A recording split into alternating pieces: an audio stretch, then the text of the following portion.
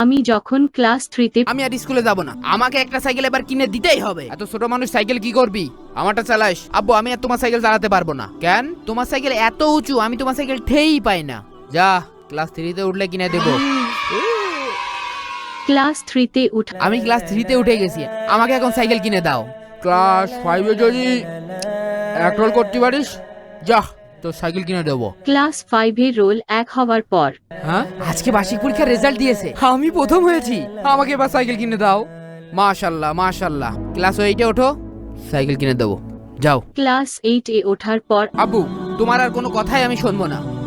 আমি ক্লাস 8-এ উঠে গেছি, আমাকে এবার সাইকেল দিতেই হবে। এসএসসিতে যদি এ প্লাস পাস, এক হাতে প্লাস দিবি আর এক হাতে সাইকেল নিবি। যা, ভালো করে পড়াশোনা কর।